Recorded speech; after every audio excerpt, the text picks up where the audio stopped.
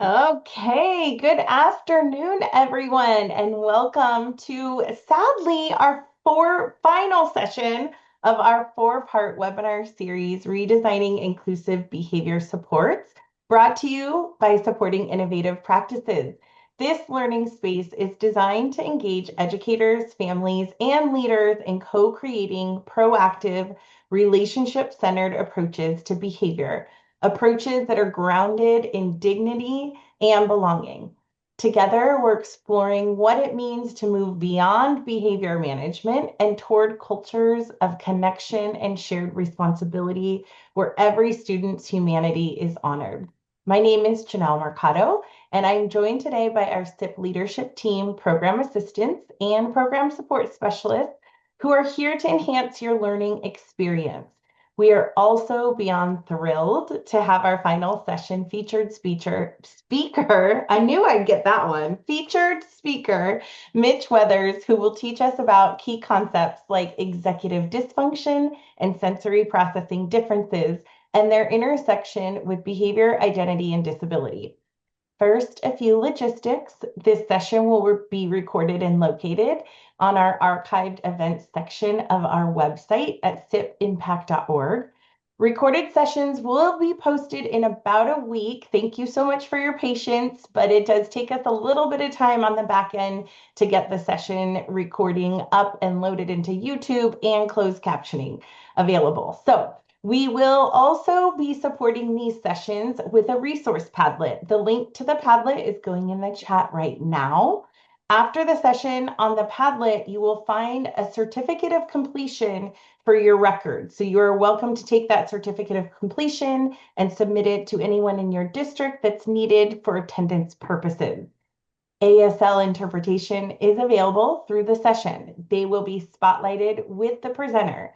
As attendees, just keep in mind that you also have the option to adjust your view and pin multiple presenters if you choose. Additionally, closed captioning is available, so make sure you click that bottom right-hand button, that the CC button on the bottom right-hand corner of your screen. We encourage you to engage with others in the chat. We're also going to facilitate a Q&A at the end of today's session, so please feel free to share any questions that you have that surface throughout the session and put those in the Q&A. We'll be collecting them throughout the session. And with that, I am really excited to introduce our featured presenter, Mitch Weathers. He is a passionate educator who helps teachers create predictable learning environments that lead to students developing high effective executive functioning skills. He is the author of the #1 best-selling book, Executive Functions for Every Classroom: Create Safe and Predictable Learning Environments. And he is the founder of Organized Binder. Mitch speaks nationally and internationally to help educators develop their own executive functions and set their students up for success in school and beyond. And Mitch, thank you so much for being with us. Actually, throughout this whole series, he's been on the back end. And so I just have. so excited to hear from you today. I'm going to pass it over. All right. Thank you so much, Janelle. Thank you, everybody. I'm super excited to be here with you all. I'm going to share my screen in just a moment.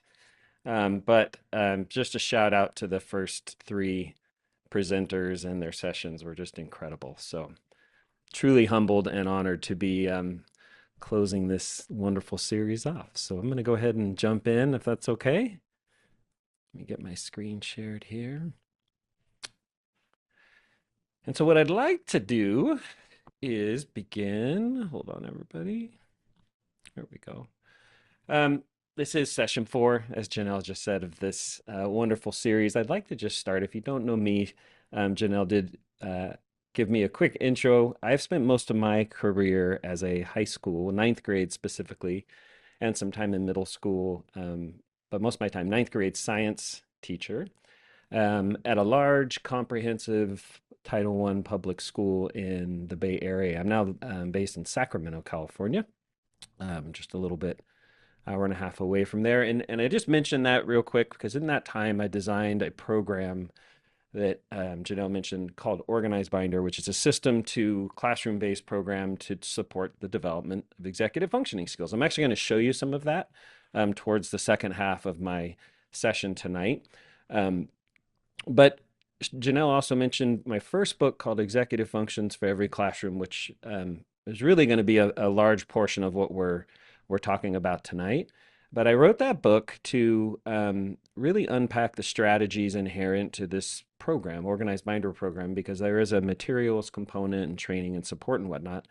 And yet, I hear from a lot of teachers around the US and internationally that would want to bring the program or adopt those strategies, but don't have access to our materials and support. So I wrote the first book to really try to unpack that, the systems and the strategies inherent to that program. And I draw your attention to that real quick because it says grades 3 through 12.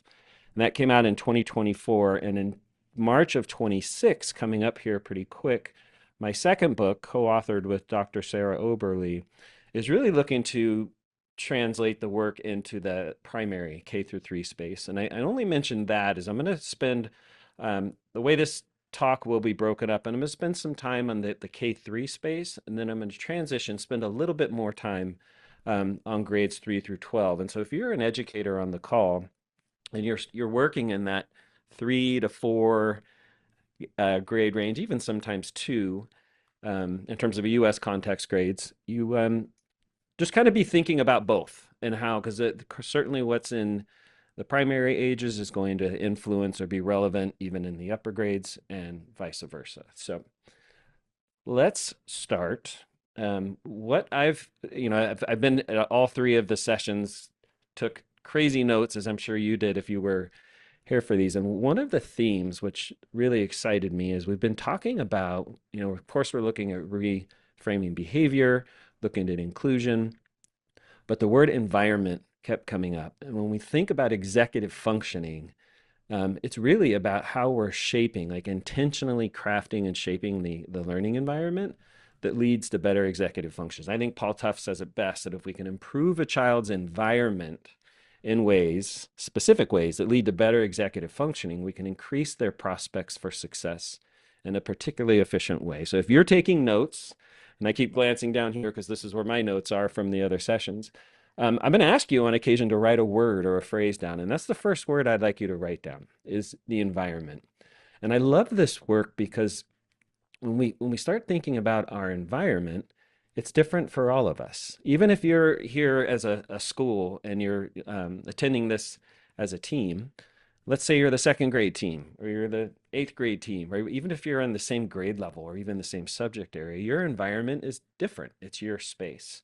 So as we're going through the next hour here, I want you to always come back to that about, okay, how is this applied and how do I iterate on these strategies and ideas to begin to shape my environment, because all of our environments are different.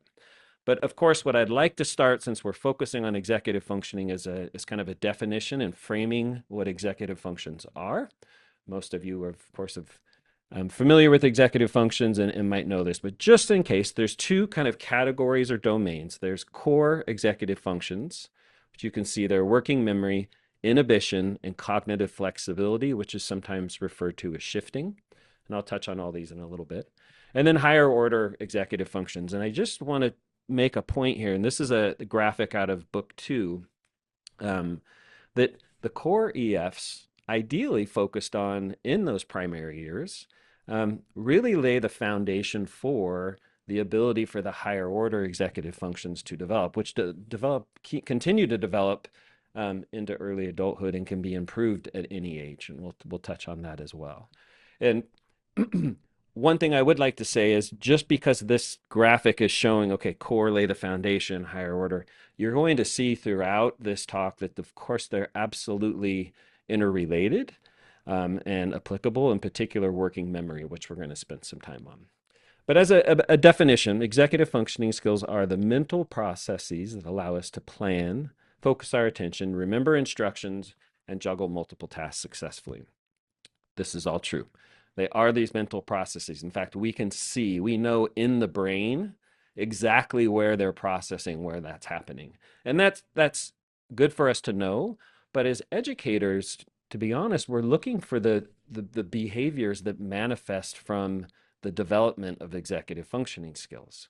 For example, what does it look like to get and stay organized? How do I demonstrate goal-oriented behavior? What does self-regulated learning look like? So these are mental processes. They can be improved, but we're educators trying to spot those behaviors. And I mention that because the definition I like to use for executive functions is actually just one word. And a school reached out to my team and I had organized Binder a few years ago.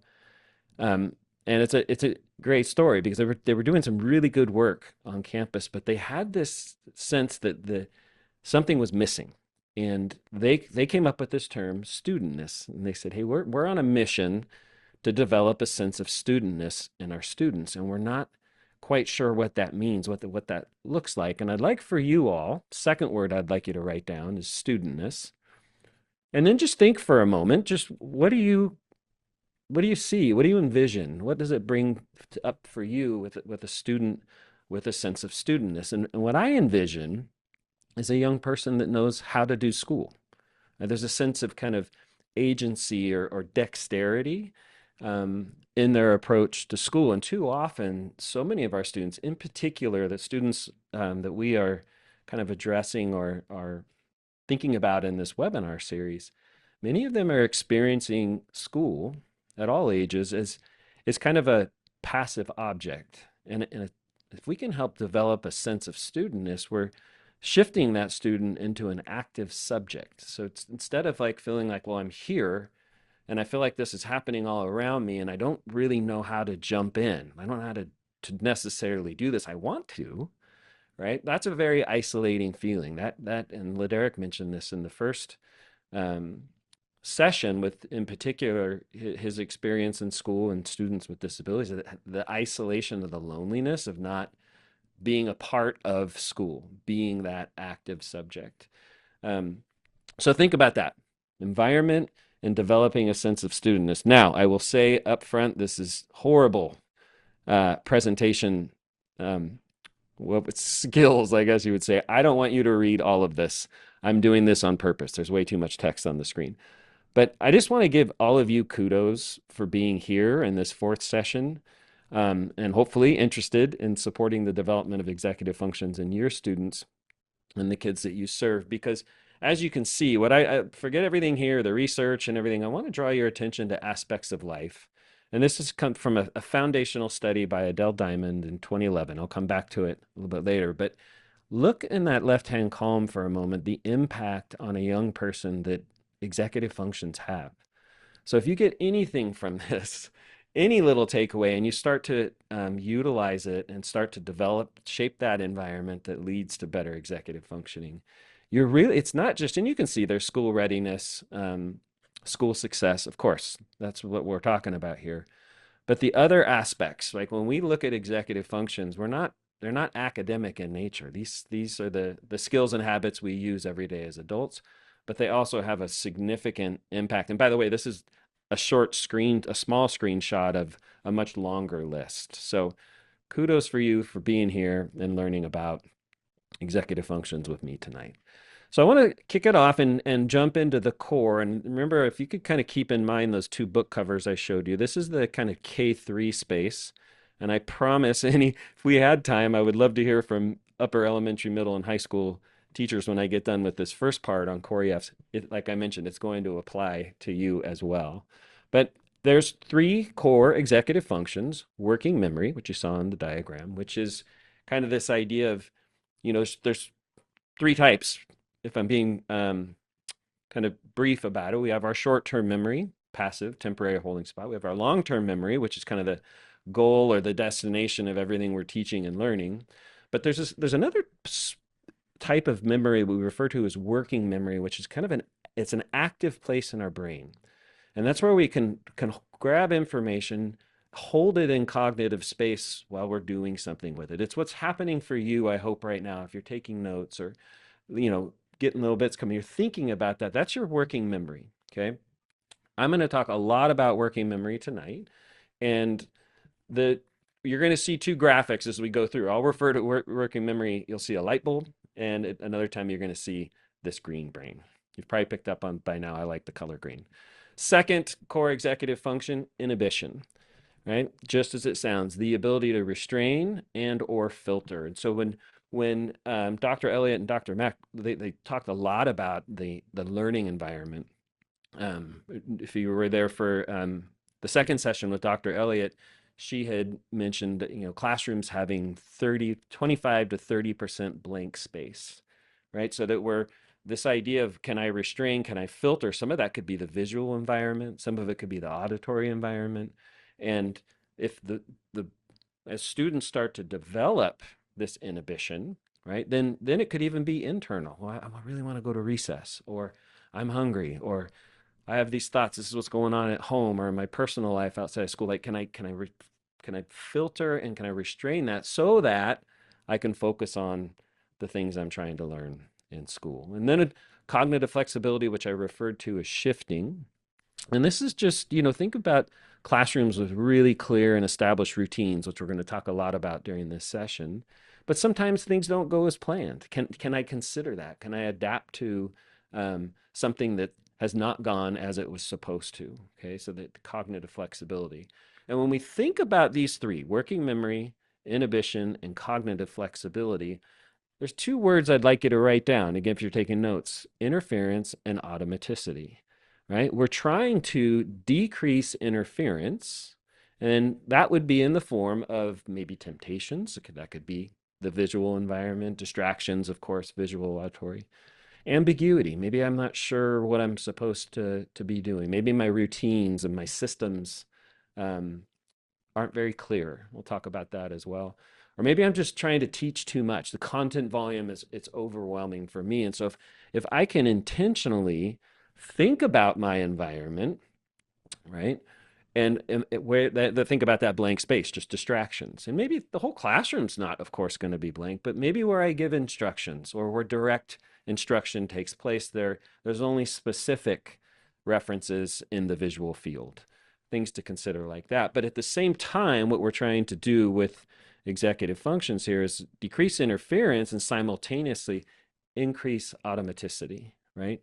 Those are the things that are just happening automatic for us because we've done them, we know them, we have them. Okay. That comes in foundational knowledge. We know that what we learn is built on things we know, right? New knowledge comes and is attached to things we already know. Of course, routines, we're going to spend a lot of time on that. And then resources. Do I have the things I need? Do I have that organizational kind of dexterity? I know where to get my stuff, I have it, and I can engage. So when you think about executive functions, how do we decrease interference, increase automaticity? And the reason for that is we're trying to reduce cognitive load. Okay. So here's our interference and automaticity. If I'm decreasing them, there's the green brain, and that's going to refer to our working memory, that capacity. Well, if I can decrease the interference and increase automaticity, the bandwidth or the capacity I have left is larger to focus on what I'm trying to learn, to focus on regulating myself in the learning environment, which, of course, all of this has to do with behavior as well.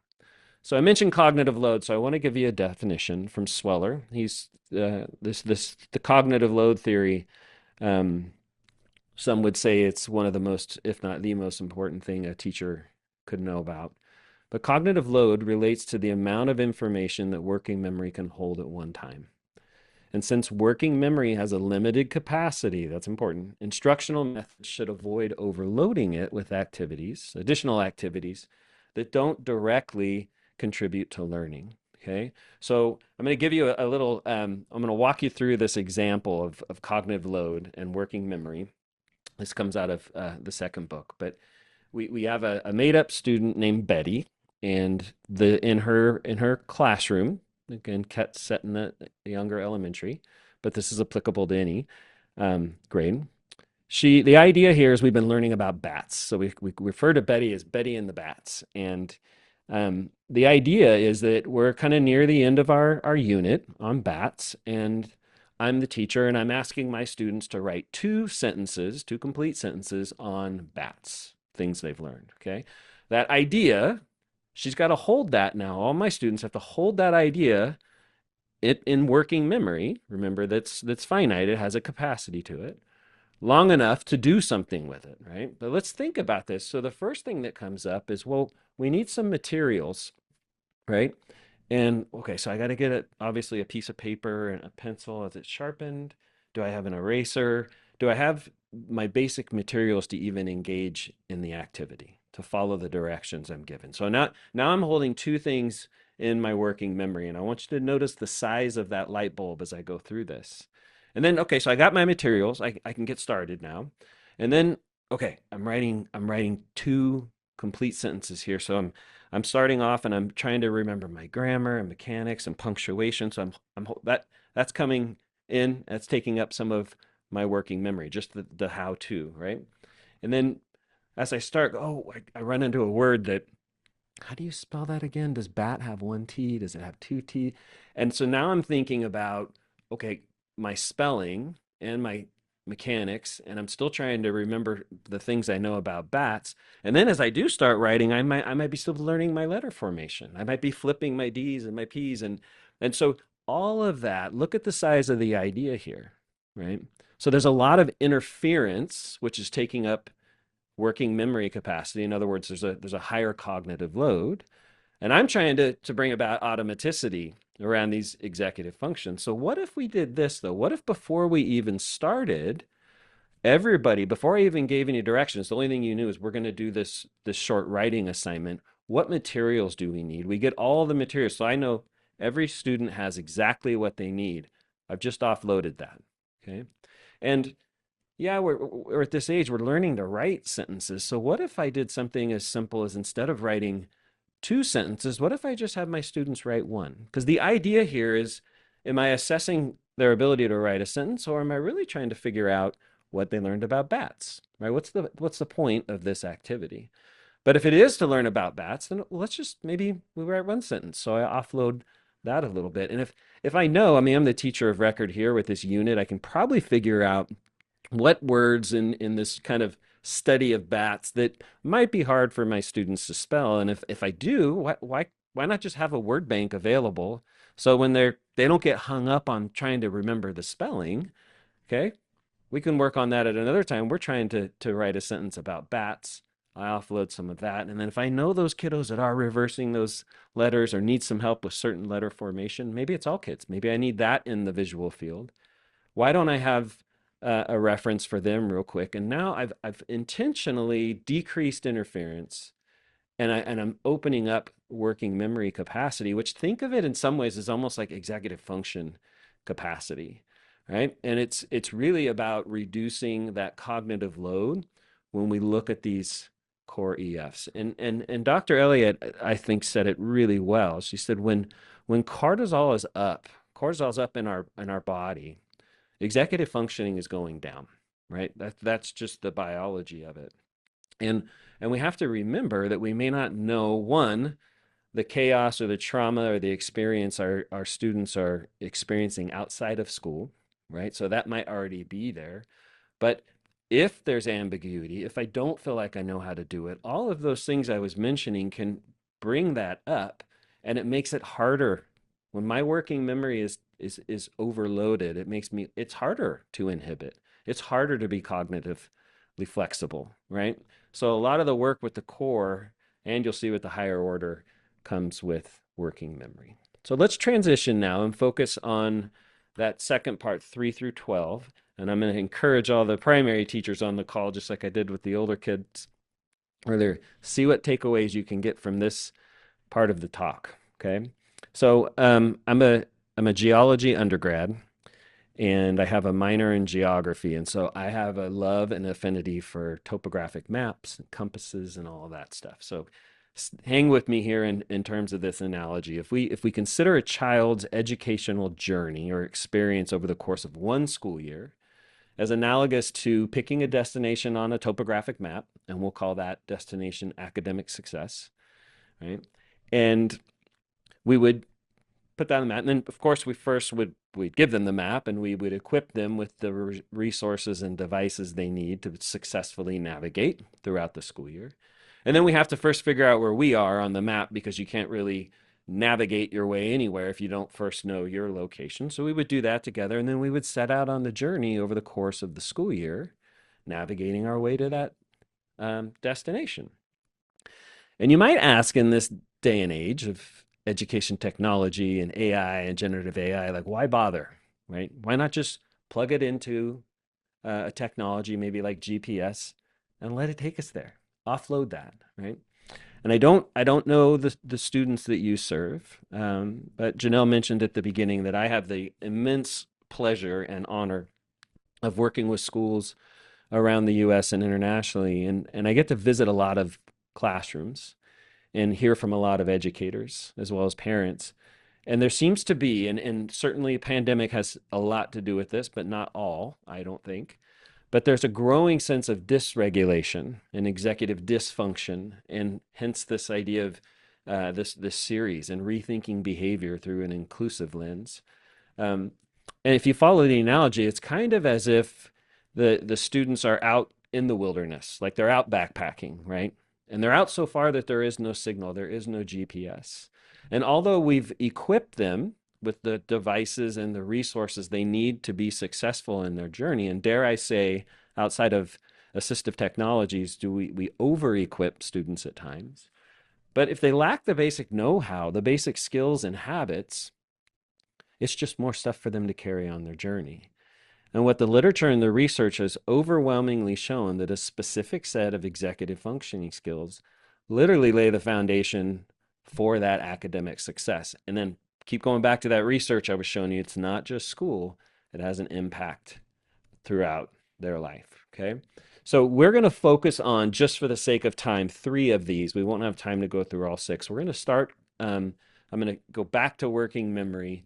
We're going to look at planning and time management and organization. I'll mention goal setting, accountability, and self regulation at the end. I want you to remember this: higher order executive functioning skills are not taught in the traditional sense of that word. Okay. They're best learned when students clearly see them modeled and they practice them as a byproduct of engaging in a predictable routine. Okay.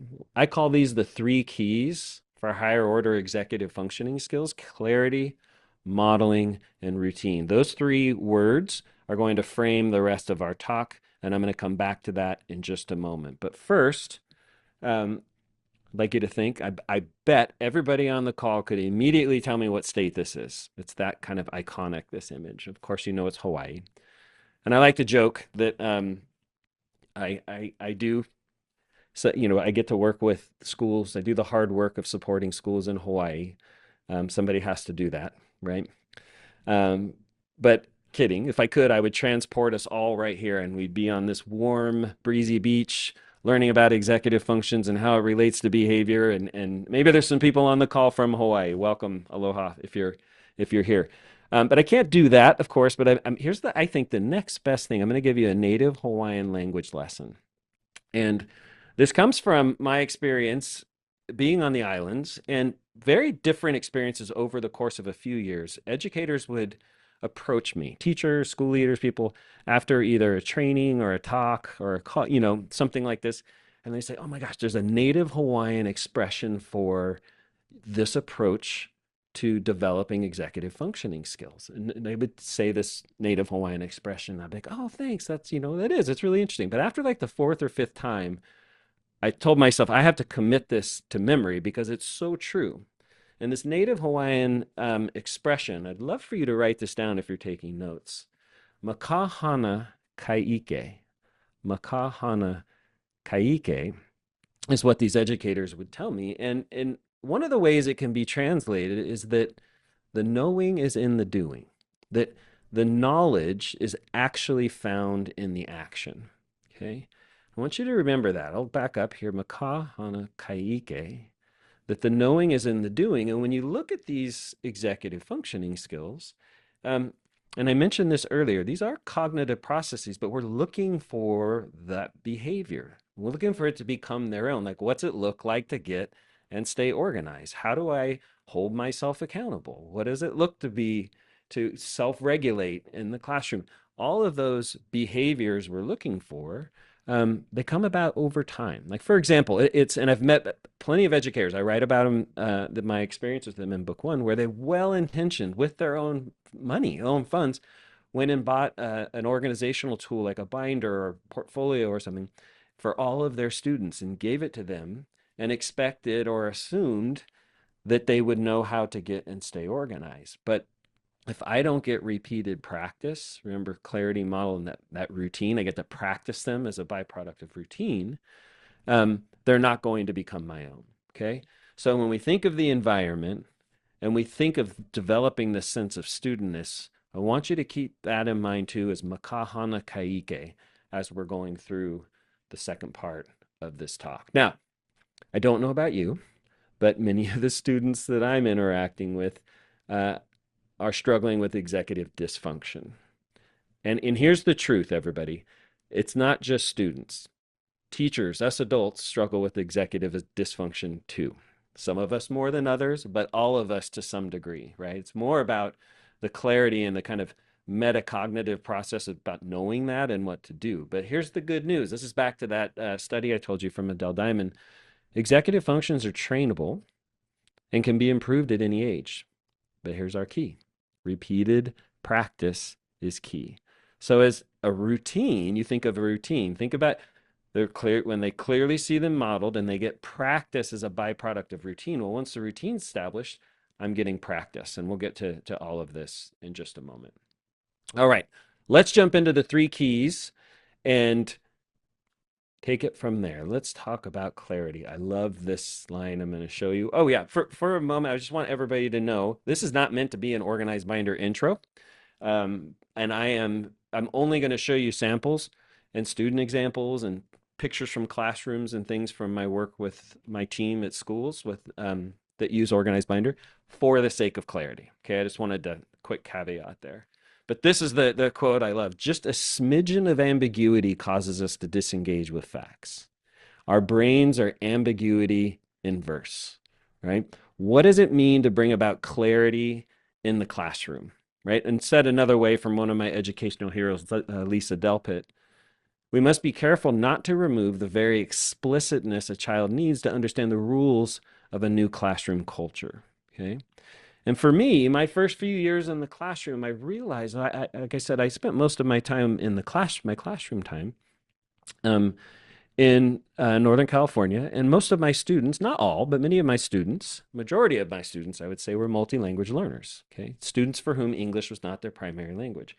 And I'm new to the classroom trying to figure this out. And I realized, I clearly remember, like year 2 or 3, I was like, oh my gosh, I'm relying on verbal communication far too much. And in fact, I'm at times like I'm exclusively just talking, right?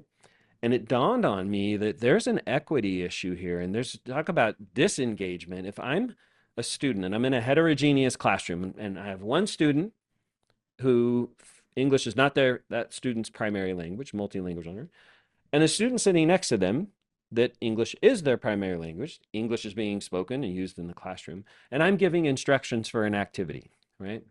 Doing something. Well, there's an equity issue there because student A is using some of their or a lot of their working memory capacity, which is really the engine for learning, working memory, just to keep up. They're translating everything I'm saying, right? And everything they're hearing, right? Everything they're seeing and everything they're hearing, I should say. But the student sitting next to them, they're not using any working memory capacity because it's just automatic, right? So one, I've increased the interference, and the other, I've increased automaticity. Has nothing to do with either student's ability and wanting them to be successful in what we're doing. It's that I'm infringing on that's a cognitive load. And so for me, it was an equity issue, and I became obsessed with this idea of clarity, modeling, and routine. So that how could I communicate, for example, my expectations and not use any words? Is that possible? Could I clearly communicate my expectation around routines, our daily routine, and not use any words? And you can. It's actually quite simple. And this is where I'm going to show you a little bit of organized binder. When we think about clarity in this frame for my classroom, It became pretty simple. We refer to this as the student bundle. You can see the tabs A through H. When you pop it open, there's system files in each of those areas. Some, like the goal setting, it's just one system file.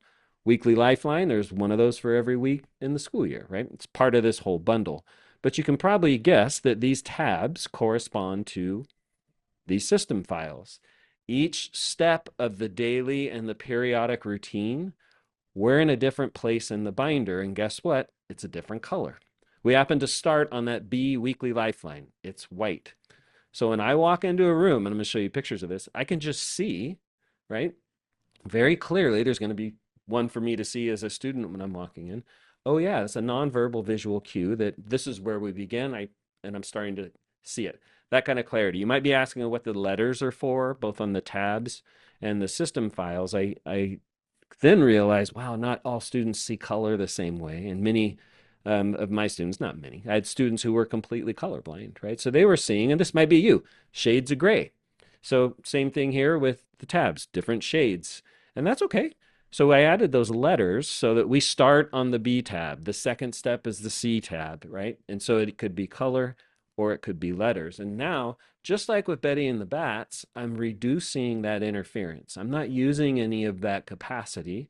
If I'm a multi-language learner, and I would argue any learner in the room, I'm freeing up that capacity to focus on the things I'm learning. Okay.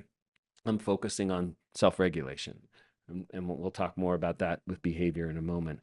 This is a fifth grade classroom outside of Denver, Colorado, and I was visiting. Those are organized binders they have. And I just wanted you to see this teacher was so gifted. This happens to be the concluding routine, which is also that white B page. But she has a class sample binder under the document camera, and they're concluding. And at the end of every lesson or every school day with this program, we spend some time and just reflect. What we learn, what was confusing, what questions might I have, right? And those are going to the teacher for formative feedback. But you can see under the document camera, and you can kind of glance around the room, pick out a few binders, you're going to see very clearly where we were. That just becomes automatic. And once that routine's in place, the clarity just is, it's just part of what we do. And none of that capacity, none of the working memory capacity is used trying to keep up. Part of clarity is modeling, the second key. And this is an important quote here. In moving to college and career readiness for all, we must now teach some skills formerly learned by students on their own. That's executive functioning skills. That's the work we need to be doing. Okay.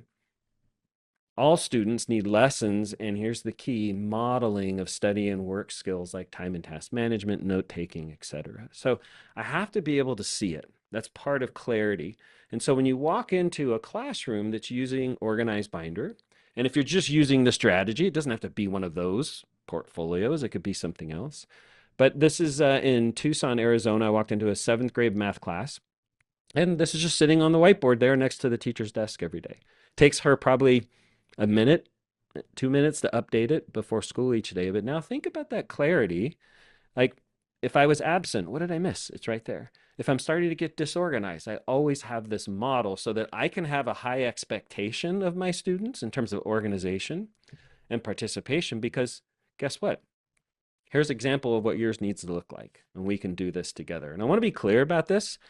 This has nothing to do with a binder. Clarity, modeling, and routine. The binder is just a tool to participate in the routine. And you'll see that in just a moment. All right. Something else happens that's pretty interesting in a classroom that's using this. Here's a teacher. This is a ninth grade teacher down in Ventura, California. And I could never do this because my penmanship's so bad, but he would start and you'll see this routine is really the beginning and ending of the lesson. He would start each day through parallel process with the students. So he would recite that prompt that I'm going to show you in just a moment and responding. And so there was absolute clarity through his model. But notice that there's a student there recording. Here's a middle school in Central California in an area called Coalinga, Huron district. And I'm in this, I think it was a seventh or eighth grade. I can't remember, but I can tell right now they just turned to the second step of the routine, because the second step of the routine is green and it's a C.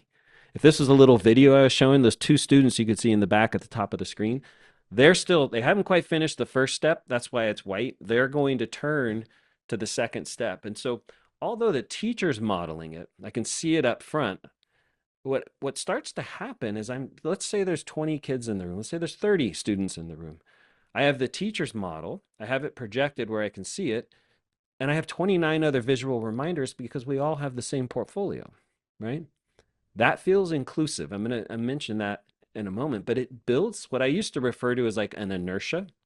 And then I read this research that nailed it. It's spot on that even subtle forms of attention and inattention can be passed from one student to the other. The authors refer to this as an attention contagion, likening the spread of attentive and inattentive behaviors to the way a virus or a disease spreads. Right? Now, think about this in a behavior series. When we talk about behavior spreading in a classroom, let's all be honest, they're usually the behaviors we don't want, sorry, right? The management issues we have. But what we know is the same is true for attentive behaviors if we can clearly have them modeled, not just from me, but from all of us, right? And it starts to spread and it has a significant impact on classroom management and behavior management. It really does. I've seen it in my personal practice, like classroom practice, as well as classrooms that I get to visit. But something else happens here. I was earlier school year, visiting a district, and I was with the director of special education. We were visiting classrooms, and I walked into, I think this was a seventh grade math class, if I remember, and she pulled me aside and she said, we're doing this work because we want to help students develop their executive functioning skills. True. But she says, you know what, for me and my team and I should say, what we love most is when we walk into a classroom, you can't tell who's in the room. You can make assumptions maybe about who's who. He said, because they all have the same portfolio. They're all engaged in the same routine, and not in a way that like stifles creativity, but in a way that I feel included. I feel like I'm a part of this here. And it's worth noting, like if you were here for the first session with Laderick and he talked about some of the classrooms where he was placed, right? And it was not inclusive. It was very isolating. And we want to build environments where students feel cared for, they feel included. And that's true even if they're struggling with the content. And too often in the modern classroom, success is tied entirely to content.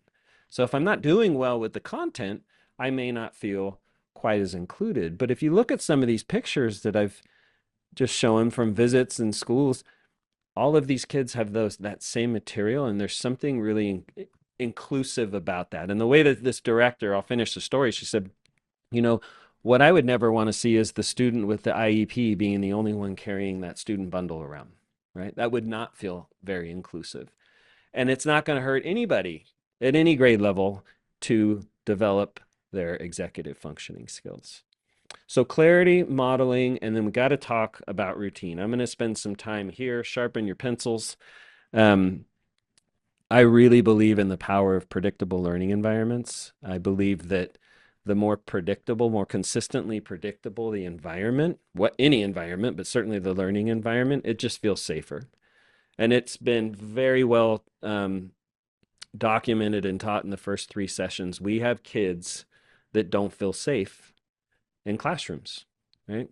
And Derek said it very well that school can be, it's almost like scary. It can be a traumatic experience for students. How am I going to learn? How am I going to engage, lower my affective filter if I don't feel safe, right? And that's particularly true for our students for whom life outside of school is anything but predictable and might even skew towards chaotic and traumatic. A good friend of mine, an educator in the UK, refers to those young folks as chaos navigators. And we just may not be aware of that. So I'm not going to talk on that tonight, but I just want you to know the power of a predictable environment. It has so many, this is what I write about in the first book. It has such an impact in so many different ways on students and their ability to be successful and learn. Doug Lemov says it great. Consider one unmistakable driver of students' achievement: carefully built and practice routines. I had mentioned that binder is the tool to participate in the routine. And if I had to say there's a thesis to this talk or a thesis to my work, this would be it. Executive functioning skills aren't taught, right? best learn when I clearly see them model. We've talked about that. And I get practice with them, not because I'm being taught a lesson, I have to do them, right? So let's get this step of the routine. Here's the beginning routine. Notice the executive function, working memory. Second step of the routine, time and task management. Third and fourth step, organization. We conclude going back to working memory. I'm going to touch on that today. The part, as I mentioned earlier, I won't get to goal setting, self-regulation, accountability. All practice, not because they're taught in some didactic sense from a curriculum on executive functioning skills, but because of Makahana Kaike, right? Because the knowledge is found in the doing. And even if you think of those 6 executive functioning skills, if you're a teacher in particular on the call or a school leader, like, yes, our students need that. We need to teach those. Well, you're if you've never known a teacher or been a teacher, there's one universal. We don't have enough time. We don't have enough time in the school day, and we certainly don't have enough time in the school year to get through everything we either want or we're tasked with teaching. So even if I wanted to teach these, which they're not taught, so don't worry, where are you going to fit it in realistically, right? But if you establish a predictable learning environment, and as a byproduct of participating in that routine, I get practice doing these executive functioning skills, over time, they become my own. And that, my friends, is the ultimate goal for executive functioning, because we want them to become transferable competencies, meaning I can take these into some other situation and environment and utilize them, right?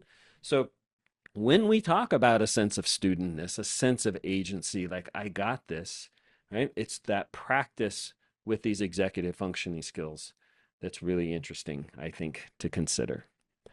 One more story for you. I was invited to a district-wide symposium that was hosted at this middle school. And they had this beautiful auditorium at a middle school. It's really interesting. And like for the district, all the teachers to be there. And as I walked in and noticed in the bell schedule posted on the wall, I'm not exaggerating, I had to take a double take because it had 10 class periods a day. And it was a 6, 7, 8 middle school plus lunch. And I got in the auditorium and I had to ask some people before I gave my talk, like, am I seeing that right? Because I've been to a lot of schools. I don't know if I've ever seen 10 class periods in a day. And they confirmed they had. And so I asked them to think about this for a moment, that every year prior, K1, 2, 3, 4, 5, let's say, I've probably been I've had one teacher in a self-contained environment that got to know me and loved on me, got to know my family, hopefully. And that's been my experience. And we already know that the transition to middle school and the ninth grade transition are problematic for a lot of our learners, right? It, at the very least, can be anxiety producing. But now imagine a kid in 6th grade at this new campus with big kids and lockers, going to 10 different classes in 10 different places with 10 different teachers, 10 different subjects, 10 different expectations or routines, if any, right? 10 different groups of students. Just navigating the school day has a tremendous cognitive load for students. Now, put on top of that my multi-language learners. Think of our neurodiverse kiddos. Think of, I would argue, any student trying to navigate that before it becomes automatic and routine can significant cognitive load that can dysregulate students, can make them not feel safe and get in the way of learning. And this is where the work gets really interesting. A shared routine. So we're talking about a daily predictable routine, how we begin, how we transition. I'm going to model that for you in just a moment. Students who have been explicitly taught and practiced routines for learning until they become automatic, right? That's what we're talking about, can spend less mental effort managing their behavior and interactions and instead focus their working memory resources on learning. Here's where we find the nexus between executive functioning and behavior. It's all about that cognitive load, right? I'm spending less of my mental bandwidth, my mental calories managing my behavior and interactions, and instead focusing those on learning. And so I mentioned cognitive load earlier, and I want to be careful here because cognitive load is not a bad thing. We just want to be intentional about the type of load that what we're doing. And so there's something referred to, this will be your little science of learning lesson if you don't know this yet. Intrinsic load That's what we do as teachers. That's a good cognitive load. That's where we're learning something new, we're connecting with what we already know, right? That's what we want to use that working memory capacity for, okay? Good cognitive load. What we're talking about here is something referred to as the extraneous load. Betty and the Bats, extraneous load. Navigating that school. My kid's trying to, translate ambiguity in a classroom. Anytime I'm using some of those mental calories to try to keep up or figure things out, we're going to refer that's the extraneous load. And what it does is it diminishes working memory capacity so that it's finite. So there's just less available there for me to focus on. Okay. So if we think about that school, what if instead, what if, and this is what I challenge them to think about, collective teacher efficacy, a shared routine. Okay. This is the belief that teachers can more positively impact the learning of their students if they work as a team. I don't think anybody's going to disagree with that in this series or on this meeting tonight, right? This webinar. But I want to be clear. I'm empathetic. Like, what do we? Let's think about that middle school. Okay, how do we get collective? Because I'll show you in just a moment the research around it. Um, we are siloed. I am in seventh grade science, and you are in sixth grade math, and you're in eighth grade here, and we are in different places on campus with different content, right? The silos exist there, but if the research, and this is not just kumbaya, everybody, like, let's all believe it. If you're familiar with John Hattie and others, but his team at Visible Learning and their measurement of effect size, if you're not, I'll give you a quick intro. They're looking to answer one question that we're talking about every time we talk about kids. What helps students be successful? Okay.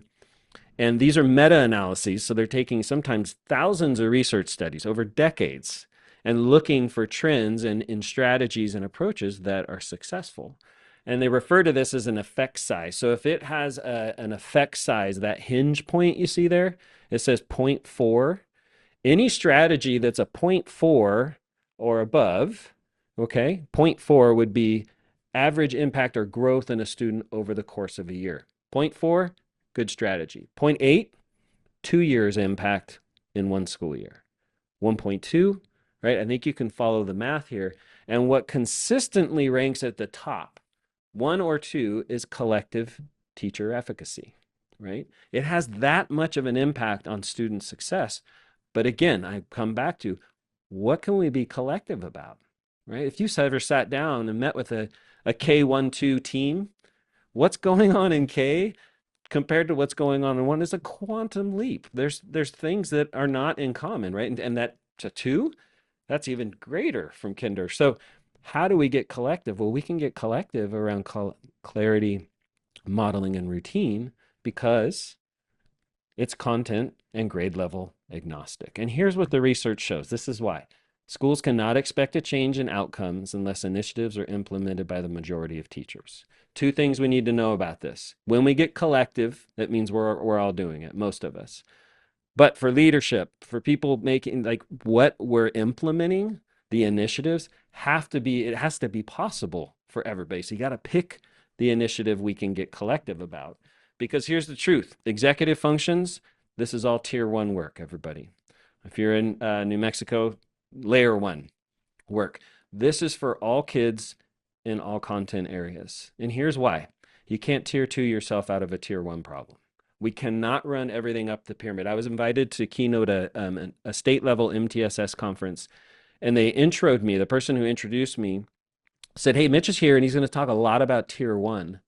And you might think, well, that's interesting at an MTSS conference. And he said, but we have some districts reporting between 60 and 70% tier 2, tier 3, and special ed referrals. And the system's just not built for that, but it's expected in the absence of a tier 1. And what I always would explain to students, like, I'm going to show you how easy it is to model and get organized here. But if a student just can't, for example, get organized, and it's week 2 in the school year, I can see that. That's a red flag I need to see. I want to see so that I can have a more authentic tier 2 intervention. Okay. So figuring out those initiatives that can be implemented by all, okay, getting collective because it's tier 1, and it's also UDL. Okay. Talking about all kids, of course we ought to be talking about UDL. And if you're familiar with 3.0, the new guidelines just came out in the last year. And guess what, everybody? One of the major overhauls, and this isn't just, this is based on data and feedback and research, executive functioning. Okay? A lot of what we're talking about tonight is the major change in the UDL reframe with the 3.0. So I want you to think about tier one UDL when we're talking about executive functions. And I'm going to end now with a routine. Next few moments, I want to show you this routine. So I'm going to show you some organized binder. This is just a graphic from book one. I'm going to show you what this looks like in a classroom so that you might think, how could I implement a routine at any grade level that gives students practice with specific skills that you see that might be helpful for them? So the first step of the routine, I've already mentioned this, our beginning routine is all about flexing a student's working memory. What that looks like in an organized binder classroom are these steps of the routine and then that are the system files. That teacher class would have been that circle on the graphic I've been showing you from the book. And so you would walk in to a classroom, an organized binder classroom, a teacher using this program. And ideally, this would be up for students somehow, right? I showed you some document cameras. I always did it digitally, just penmanship wise. I wanted students to be able to read my writing. But it's just a nonverbal visual cue that in order to be on time or ready to go when we begin with this kickoff, you just need to be in your assigned seat with your binder open to this page. That's it. And then when I start class as the teacher, not the bell, I start class, we're encouraging teachers to have a prompt that students can engage in that's really looking backwards. It's reteaching and revisiting previously learned standards or objectives. And this is why. There's a couple reasons that are really obvious, right? Gives me a chance to reteach the standards or objectives I hope you learned last, let's just say Friday. Here's a hypothetical Monday the 14th, September 14th. And for students, it's kind of a safety net, right? I can get my questions answered. Maybe I struggled with that. Maybe I was a little confused if I had some homework, right? So I always know that that's there. But think about what it requires a student to do is they have to stop and think back to what we did on Friday, what they learned or experienced on Friday. And that stopping and thinking back is a strategy called retrieval practice. And guess what? It utilizes working memory. I have to hold that thing in cognitive space, that thing I learned, and do something long enough to do something with it. Okay. And that process of flexing a student's working memory through retrieval practice, the more opportunities students get to do that, or said another way, the more interactions or exposures that students have to what they're learning, the more likely it is going to move into their long-term memory. Okay. This is not a quiz. It's okay if you don't know it. It's a cognitive process. I'm retrieving long enough to do something with it, and then we're moving on. Okay. And we're going to do that every single day as we're going throughout the school year. And if you think about it, let me back up real quick with this kickoff. Let's say this was that B5, by the way, would be the 5th week of using the program. We'll just pretend that we started the first week of school. My students at the end of the 5th week, let's say we're concluding our first unit, could have as many as 5 standards aligned or objectives aligned prompts with the responses in their binder that they can use to prepare for a summative assessment or learn to study for a formative assessment, all by just keeping this retrieval. And here's what's going on. With retrieval practice, it's holding information in mind and mentally working with it. Back to Adele Diamond, or said differently, I love this, working with information that's no longer perceptively present. I have to retrieve it. Now, if I just can't, I have my table of contents. I can go find that. I might even have it and show it after a little bit, but that process, that kind of almost like strain, that's taking my working memory to do that, which is why I want to protect that finite resource for the teaching and learning process. Great read, powerful teaching. If you've not read it, just a shout out. This is the first of its kind. It was research done in an actual teacher's classroom and trying to figure out how are these students so successful? Patrice Bain is the teacher, Pooja Agarwal is the researcher. And what they found, guess what here, that based on a century of research, in order to transform learning, we must focus on getting information out. A strategy called retrieval practice. And what I love about this quote is it does not say we must focus on getting the correct information out. We need to get the right information out, right? This is just a process of retrieving. It's a cognitive process that we know the more times they do that, the more practice with retrieval, the more likely I am to move it into my long-term memory, more likely to learn it. Second step of the routine, we've kicked the lesson off. We take a moment and introduce what we're going to do. We call it the agenda because this is not a calendar or a planner. And it's the second step of the routine because every teacher I've ever met, myself included, we need a little bit of time at the beginning of class or the lesson for class business stuff. It could be putting in your attendance, passing back papers, right? You know that time we need. And that's not that kickoff. I'm teaching, I'm active, I'm up and around, I'm answering questions, right? That's not the time for this. But I could put my attendance in when I'm talking about what we're going to do today and whether or not there's homework. And then I'd move on. Okay.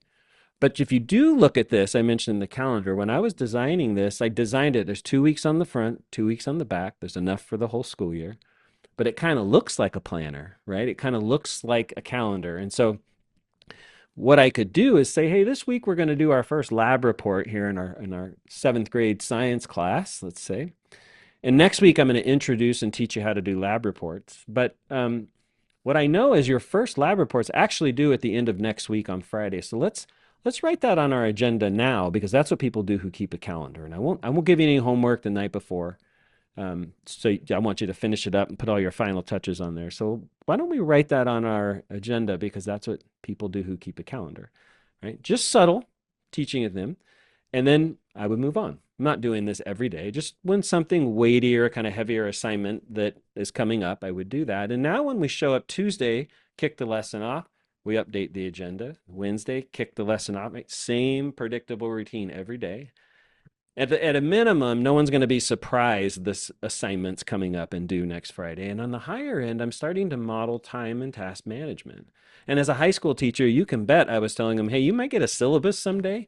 And you're just going to be expected to be ready to go on week 15 and no one's going to talk to you about it because you're in college now. Like, tell you what, here's a secret that nobody tells you. Just take it all the due dates, everything you put it on your calendar for the whole semester for all your classes. And then all you have to remember to do is just look at your calendar every day. And it's just what we're doing here, right? So just modeling it for them to see.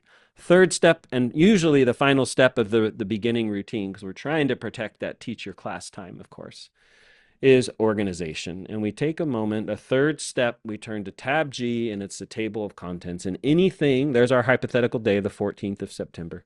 Anything we create, anything out of a consumable curriculum, anything that I may have photocopied, anything we do, this is the stuff teachers on the call you're already doing every day. It just gets listed chronologically on the table of contents. And I jump into my lesson. The next day, anything I'm handing out or they're creating, great. Doesn't matter what it is, it gets listed on the table of contents. And I just take like a minute or two and do this each day. And as I'm making my way, look at that date column, I'm just kind of making my way through the unit. Doesn't matter if it's analog or digital. The frame here is this stuff has to do, the lens is, it has to do with this unit of study, right? But if you look at those assignments there, they might be in different categories in my grade book because they are different types of assignments and I weight them accordingly and whatnot, right? But categories in a grade book or types of assignments are not a schematic for teaching and modeling organization. And the unit plan is just as important as our daily lesson plan. And we want to capture that so students can see it and remind them of that. And we also know that knowledge, I mentioned this at the beginning, knowledge is built on prior knowledge. The more granular we can get, the better. And I'm actually bringing clarity around that for students. They're seeing that sequence as we're learning new knowledge, and they're keeping track of their scores in the real world, which I personally love. That number gets written in the upper right-hand corner. I'll get there in 1 second. I love this quote. As educators, we're helping students to organize their knowledge, not just so they can regurgitate it on a test, but because organized knowledge changes the way we perceive the world. And I would argue that when we get organized, when students know how to get and stay organized, this is true. We're organizing our knowledge, but we're also organizing our materials. It's grounding, right? It changes the way I perceive myself and the world, which influences, guess what? That's what we're talking about, behavior. Okay. We are able to hold on to more so that we can reason and problem solve with more information at our fingertips. It's right there on that table of contents. That number gets written in the upper right-hand corner of whatever the resource is, and that table of contents becomes a cover sheet. And at the end of that unit, by the way, every teacher I've ever met in any grade level or subject teaches through some type of thematic unit of curriculum. That table of contents becomes the cover sheet, and we staple it together what we call a unit chunk. Okay.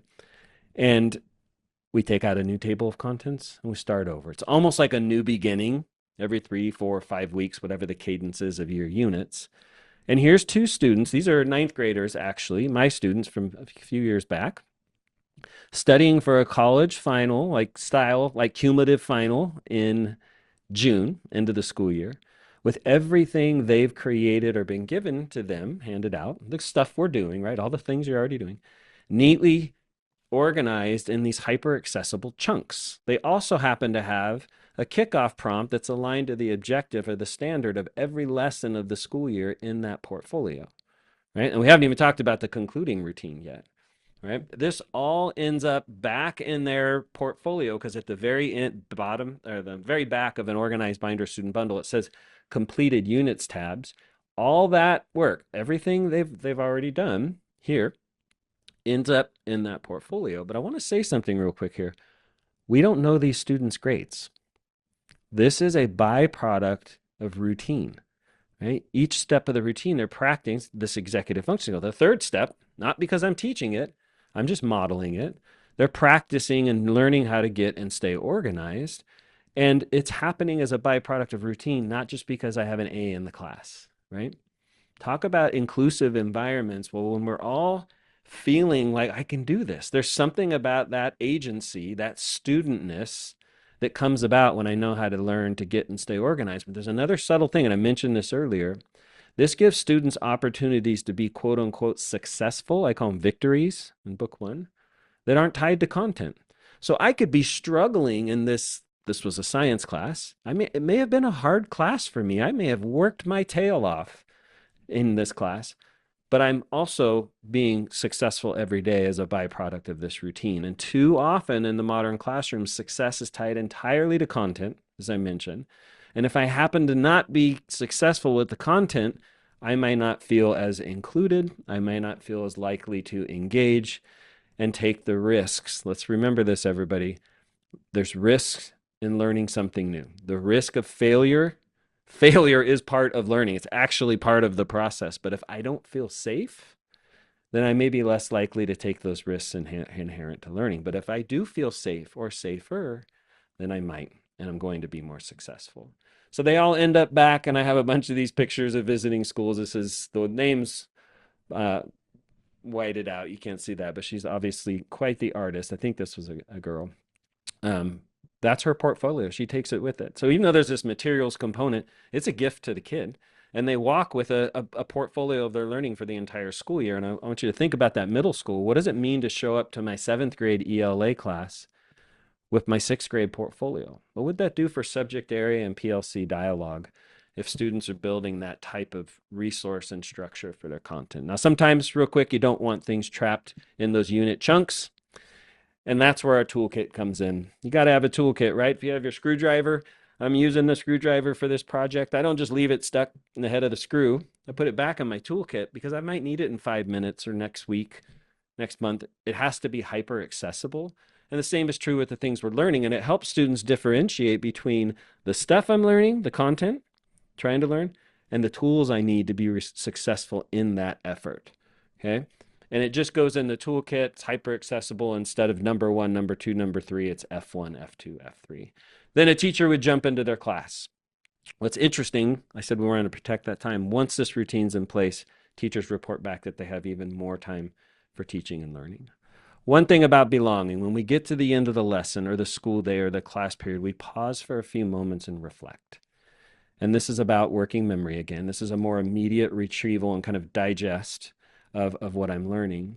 But students are just writing to their teacher, and this gets turned in at the end of the week. I take aim, by the way, at the exit ticket of my first book. If you haven't read it, I'd like you to read that part. We don't have time tonight for me to explain, but this is read on a weekly basis. I'm going to give you a moment. It's the first time I'm going to stop and let you read for a moment, and then I'm going to tell you about this, and then we're going to wrap up. Give you about 30 seconds.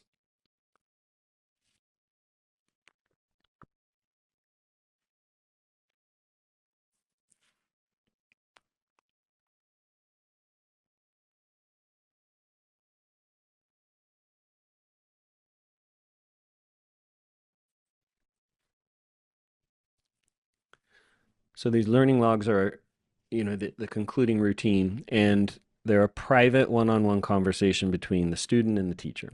Could be just one sentence for a younger kiddo. This is obviously an older kid. She was in my class. She's in my book, the first book. I call her the student with the black hoodie. I don't know if you've had a student like this, but she wore the same black hoodie all school year.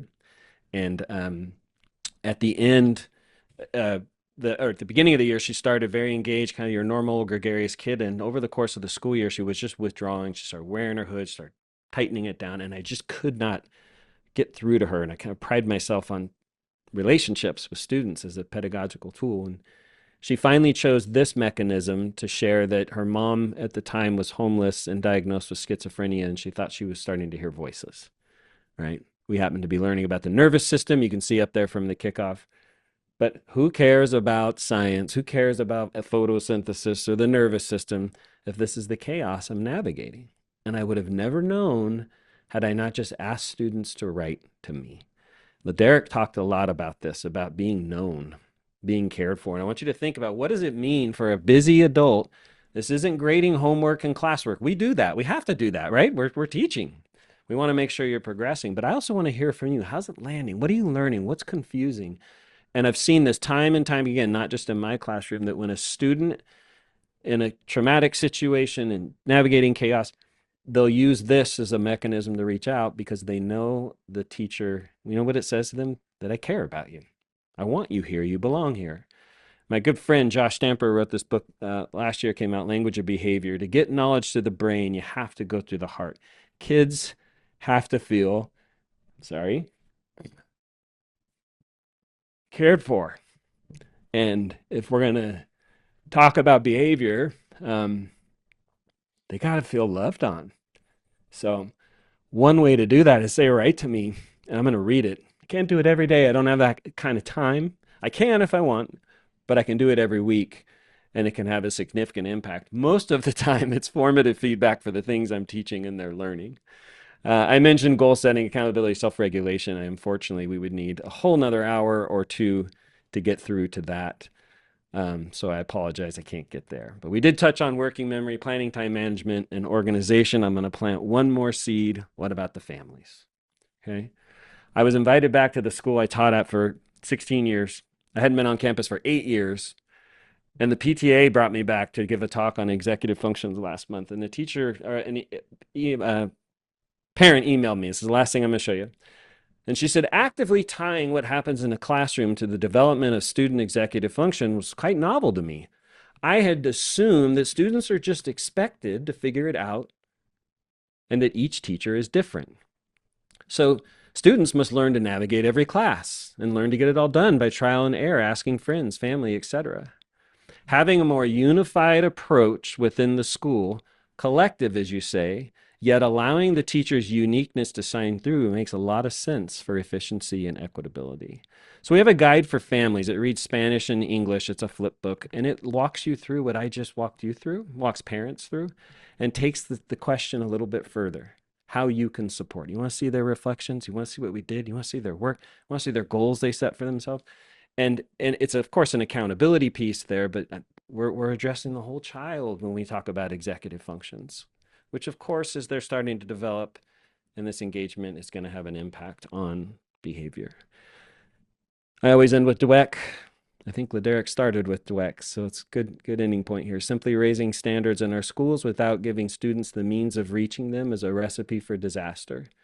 It just pushes the poorly prepared or poorly motivated students into failure and out of school. And that means of reaching them, that's that studentness, everybody. That's the executive functioning. So that's what I have for you tonight. This is me. Love to hear from you. It's Organized Binder. Find us on social. Find me on LinkedIn. I'm in the dark here, Janelle, because my office light, the auto, I'm going to have to stand up and turn my light on in a moment. But We thank you, can everyone. still This is a see you. huge honor. And I apologize. I always take up the Q&A time, but I'm sorry. Thank you, Mitch, everybody.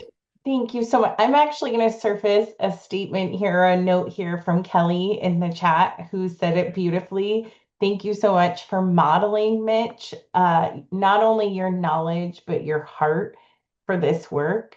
Mm, and closing, thank you. well, one, helping us make connections through every session of this series and making your information so comprehensible and organized and easy for us to take and use strategies that we can use, in our classrooms tomorrow, but Thanks. ending with a reminder of why we are here for our students and putting our heart first.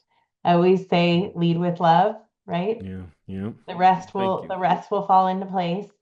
I think it's also a really good time to make a special announcement to everyone. I hope so. So I hope people stuck around. a few things for all of you, just the last minute here. One, we wanted to let you know that we have a culminating survey we would like all of you to complete that is going in the chat right now. And if you do complete the survey and you choose to receive Mitch's book, you will receive a free book from Mitch. And then the other special announcement is that we have decided, because this webinar series has been so wildly successful, Mitch is going to host a book study with us that we think is going to begin at the end of January. That's what we have slated now, but finalizing a few dates, and an email will be coming soon with those dates and registration. So And if it's a free book study, and you get a free copy of the book, everybody. that's SIP correct. is very generous. Yes.